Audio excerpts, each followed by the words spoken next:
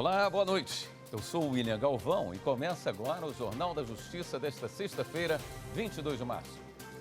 O plenário virtual do Supremo começa a julgar uma ação que questiona a constitucionalidade de lei do Paraná, que autoriza o porte de arma de fogo. Esse é o primeiro julgamento de 10 ações sobre o mesmo tema. Esse é um dos destaques de hoje e você acompanha também nesta edição. Justiça condena banco a indenizar homem trans que não teve o novo nome registrado nos cartões da conta. E ainda, uma reportagem especial celebra os 200 anos da primeira Constituição do Brasil.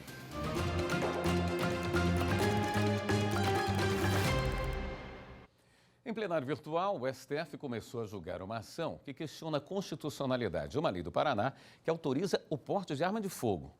Esse é o primeiro julgamento de 10 ações sobre o mesmo tema. Todas foram apresentadas pela Presidência da República.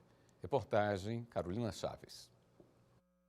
A ação de relatoria do ministro Cristiano Zanin questiona a lei paranaense de 2023, que autoriza o porte de armas de fogo aos colecionadores, atiradores e caçadores. O Estado alega a necessidade da autorização em razão do risco da atividade e ameaça a integridade física dos praticantes.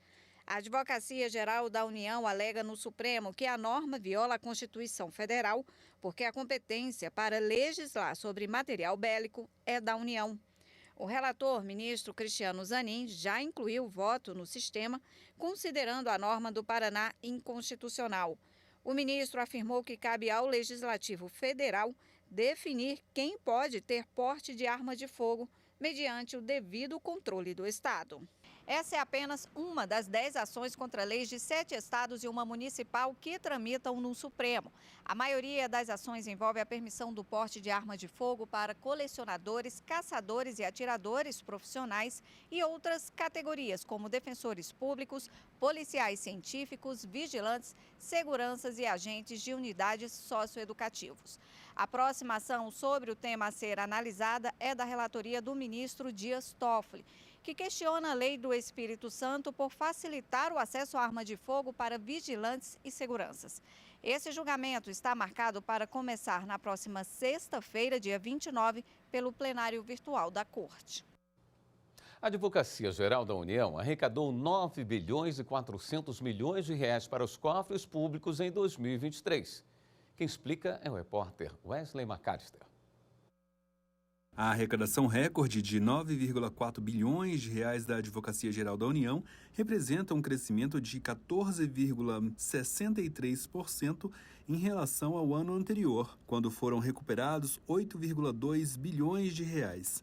São recursos que serão utilizados em diversas políticas públicas diárias como educação, saúde, segurança e muitas outras. Os números refletem o empenho e a eficácia da atuação da Procuradoria-Geral da União, a PGU, e da Procuradoria-Geral Federal, a PGF, órgãos da AGU, na recuperação de créditos não tributários. A PGF conseguiu recuperar 7,55 bilhões em 2023, o maior valor da história. Uma das chaves para o resultado foi a adoção de uma cobrança cada vez mais seletiva, feita a partir de uma análise detalhada da dívida, do perfil do devedor e da capacidade de pagamento. Na PGU, a Procuradoria Nacional da União de Patrimônio Público e Probidade, o PNPRO, também registrou um marco histórico, recuperando 1,9 bilhão de reais no mesmo ano, um aumento de 26% em relação ao ano anterior.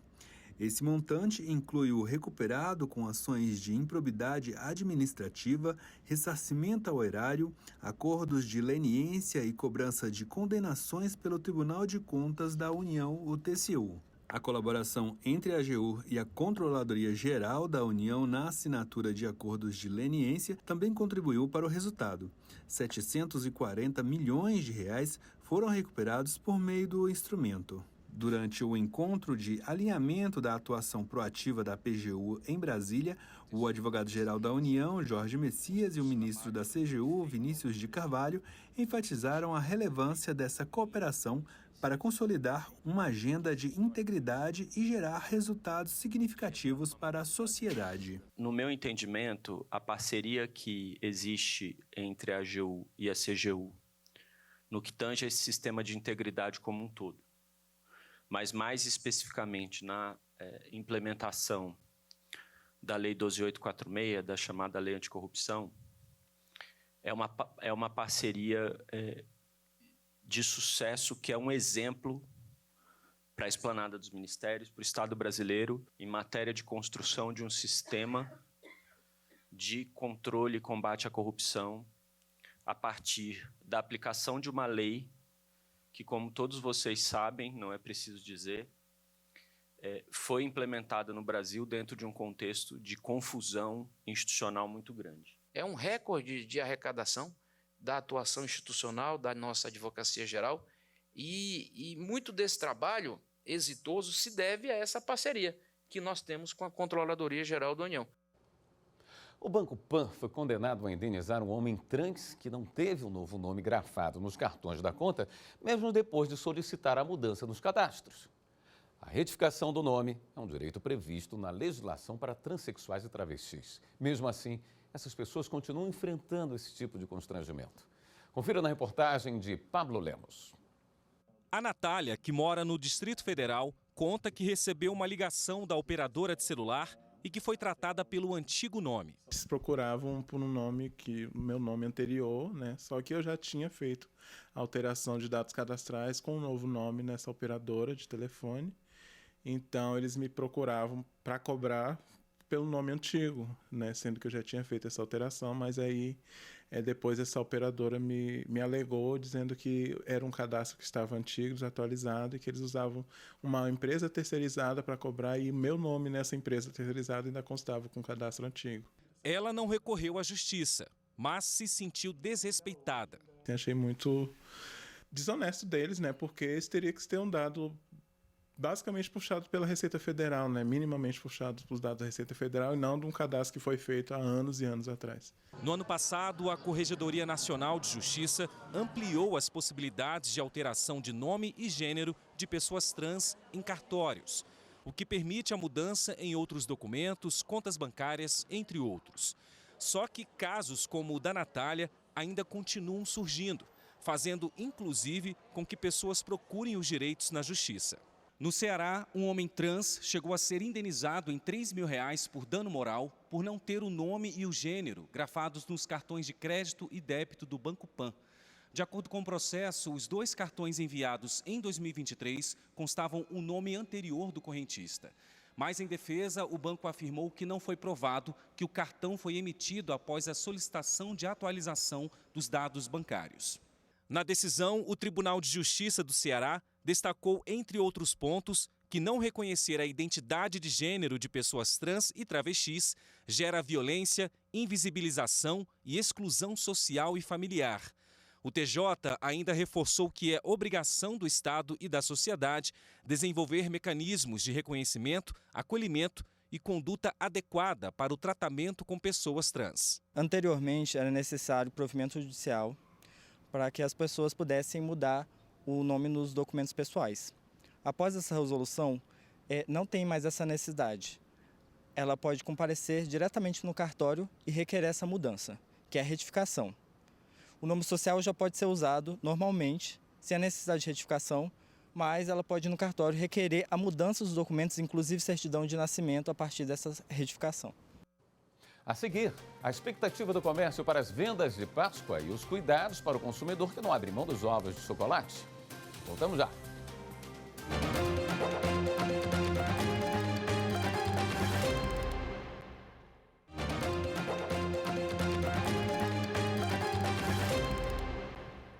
As vendas do comércio nesta Páscoa devem crescer 4,5% em relação ao do ano passado.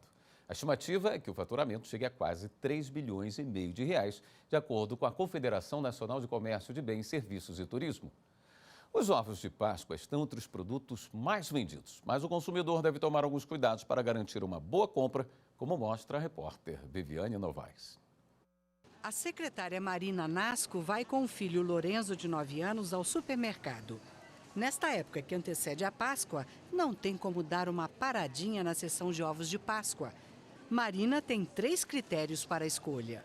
A gente procura sempre pesquisar pelo preço, o local onde tem mais em conta e o que o filho mais procura.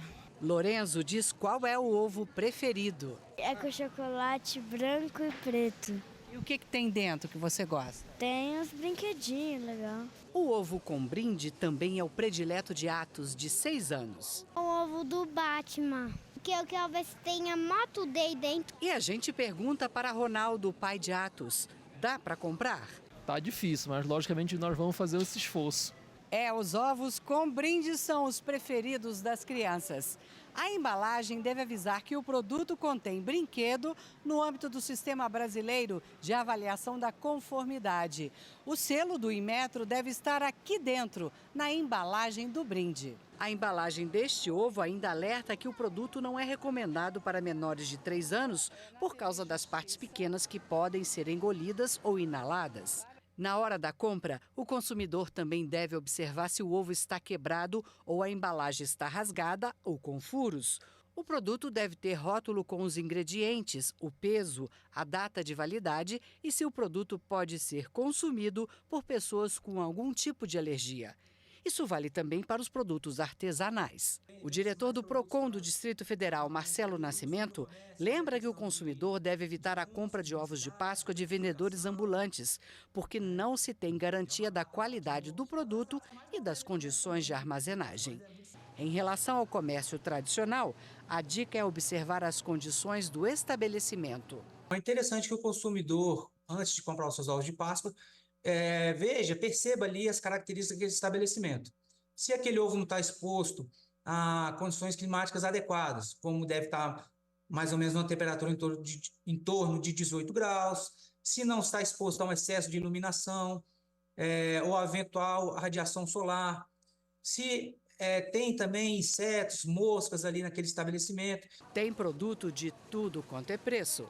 O PROCON orienta o consumidor a comparar os valores do ovo de Páscoa com os chocolates tradicionais. Existem determinadas marcas que não fabricam ovos de Páscoa nesse período, mas que costumam fazer algumas promoções com seus ovos, com seus chocolates tradicionais. Então o consumidor pode fazer uma pesquisa, ele comparar, por exemplo, um ovo de 100 gramas com um chocolate de 100 gramas e ver qual que sai mais barato.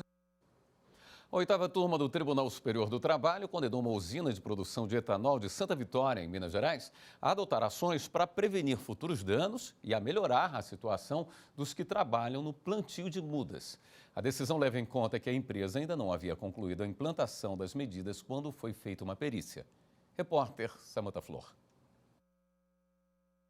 Na ação civil pública, o Ministério Público do Trabalho pedia a adoção imediata de providências para diminuir o risco da atividade exercida no viveiro e a compensação por danos morais coletivos pelo descumprimento de normas de saúde e de segurança. Um laudo pericial constatou que no local trabalhavam 40 pessoas. Parte das mudas era preparada no chão e parte em mesas elevadas. Na época, os peritos demonstraram que a usina já vinha adotando medidas para minimizar os riscos ergonômicos do local. Com base no documento, o Tribunal Regional do Trabalho da 3ª Região em Minas Gerais entendeu que não seria necessária a concessão de tutela inibitória para obrigar a empresa a adotar ações para prevenir futuros danos aos empregados.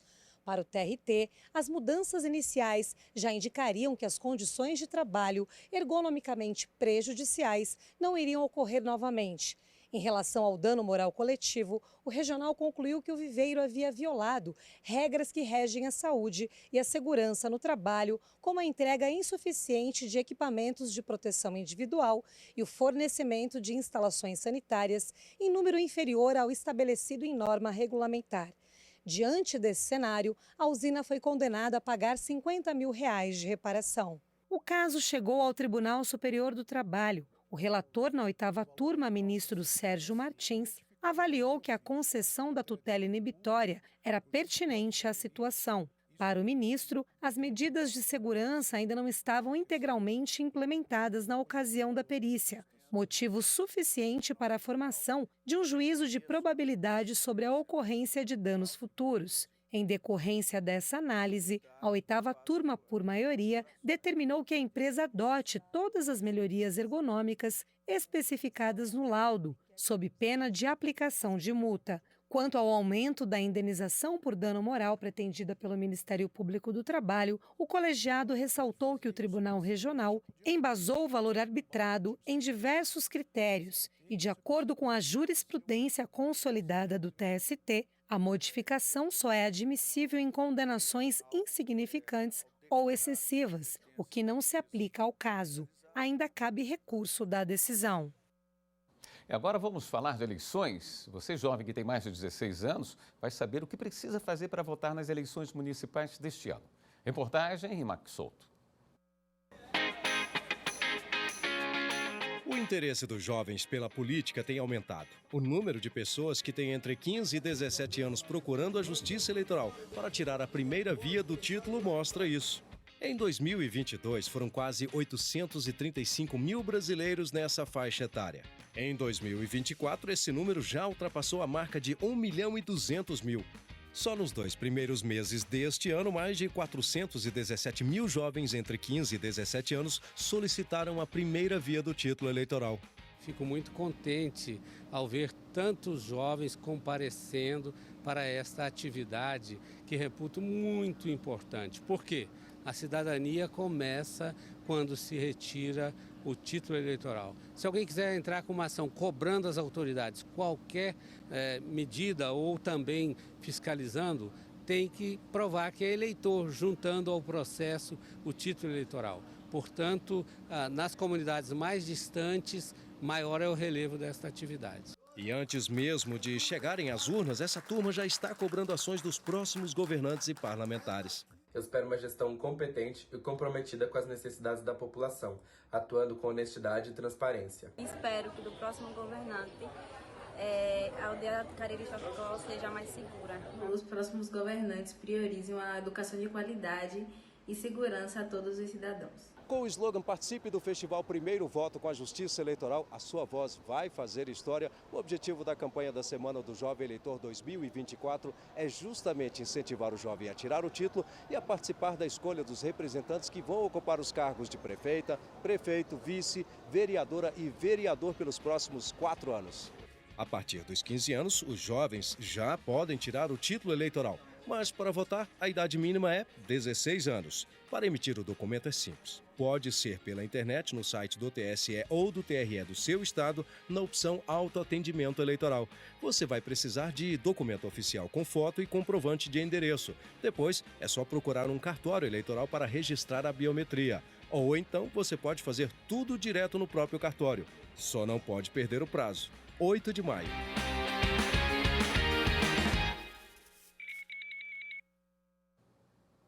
A seguir, a gente exibe uma reportagem especial que celebra os 200 anos da primeira Constituição do Brasil. Voltamos em instantes.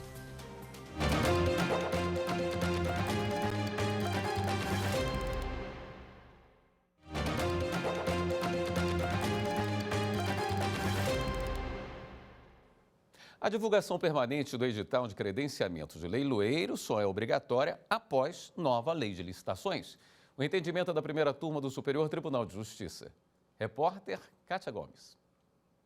No caso, foi julgado um recurso em mandado de segurança em que um leiloeiro buscava ser incluído na lista de credenciados para participar de futuros leilões da Secretaria de Infraestrutura e Mobilidade de Santa Catarina no ano de 2014. Pedia também que a Secretaria Estadual fosse obrigada a publicar e manter na internet o edital de credenciamento com base na nova lei de licitações. O recurso teve o provimento negado pela primeira turma do STJ. A relatora, ministra Regina Helena Costa, apontou que não haveria como obrigar a administração a publicar o edital de chamamento na forma pleiteada pelo leiloeiro. Não apenas porque o cadastramento só passou a ser obrigatório após a Lei 14.133 de 2021, como também porque o órgão público é competente para decidir, com base em critérios de conveniência e oportunidade, sobre o tipo de procedimento licitatório a ser realizado e sobre quem será o responsável pela condução de eventual leilão, se um servidor designado ou um leiloeiro. Neste 25 de março, faz 200 anos que Dom Pedro I outorgou a primeira Constituição do Brasil. Foi a Carta Magna de maior duração até hoje. A Constituição que estrutura o Brasil sob a forma de monarquia expressa lutas, debates e tensões sociais e políticas da época. Confira na reportagem especial de Viviane Novaes.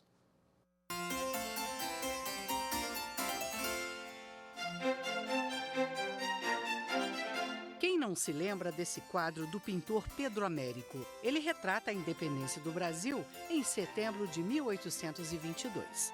Menos de um mês depois, Dom Pedro I é aclamado imperador do Brasil. O monarca precisa organizar a estrutura do país, como conta o professor de Direito Constitucional, Mamed Said.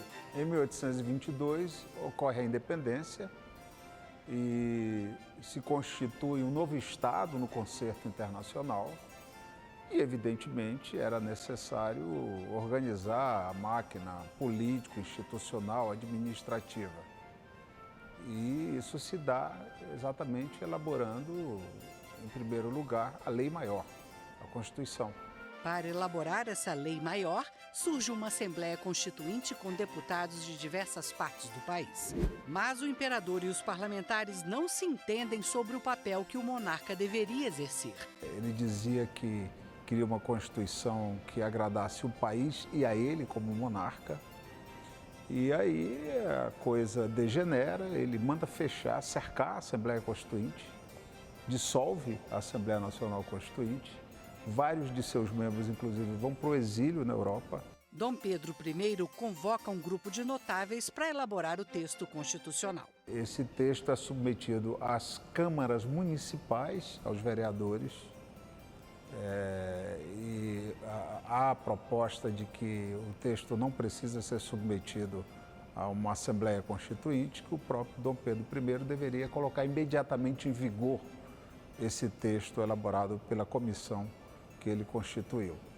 Então ele outorga a Constituição em 1824, ou seja, a primeira Constituição brasileira não é uma Constituição elaborada por representantes do povo, né? Mas outorgada, imposta pelo imperador. O imperador faz o juramento. Juro manter a religião católica apostólica romana, a integridade e indivisibilidade do império, observar e fazer observar como Constituição Política da Nação Brasileira o presente projeto de Constituição que ofereci e a mesma nação aceitou e pediu que fosse desde logo jurado como Constituição do Império. Juro guardar e fazer guardar todas as leis do Império e prover ao bem geral do Brasil quanto em mim couber.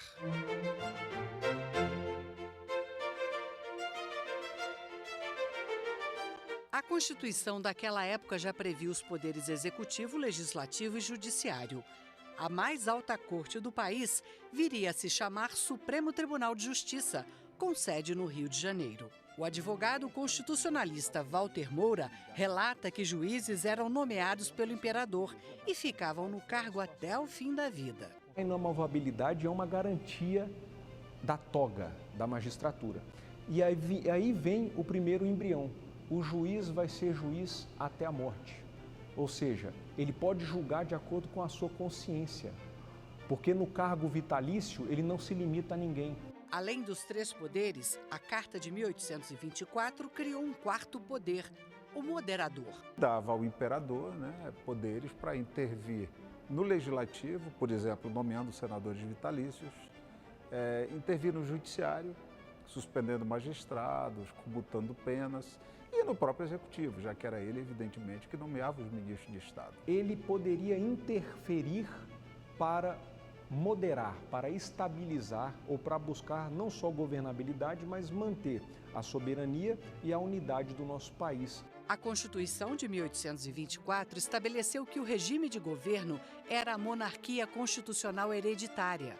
As eleições seriam indiretas, com votação numa lista de cidadãos e não num candidato específico. Esta é uma cópia fiel da Constituição de 1824, que está guardada na reserva técnica do Museu do Supremo Tribunal Federal. A primeira Carta Magna do país é também a mais longeva da história. Ela vigorou por 65 anos. De lá para cá, o Brasil teve mais 6 constituições. A atual foi promulgada em 1988. Se a gente lê a Constituição de 88, principalmente o catálogo dos direitos e deveres individuais e coletivos, né, o artigo 5º, a gente vê que estão ali vários dispositivos da Carta de 1824. As nossas bases de mudanças institucionais, as nossas pequenas revoluções, foram feitas dentro de textos constitucionais que foram ajustados entre os poderes sem ruptura drástica para o povo. Então nós construímos um modelo que poucos países têm, de que na mudança do povo a Constituição mudou em conjunto.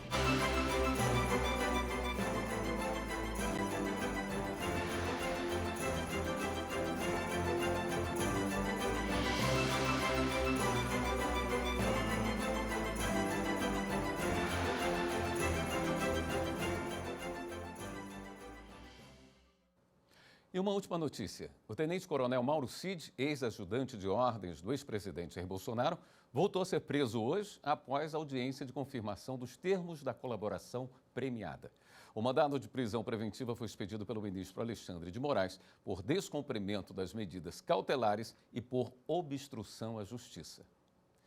O Jornal da Justiça volta agora só no dia 3 de abril, em novo horário, das 6 às 7 da noite, quando a TV Justiça estreia uma nova programação. Novo cenário, novo estúdio, um novo jornal. Uma boa noite, um bom fim de semana e eu deixo vocês com um pouquinho do que vem por aí. A nova programação da TV Justiça está chegando e você pode nos acompanhar de qualquer lugar do Brasil. Quer saber como? Estamos presentes na TV digital, nas principais TVs por assinatura e também pela parabólica. Acesse www.radioetvjustiça.jus.br e procure no menu pelo link Sintonize. Lá você encontra todos os canais e frequências para sintonizar a gente.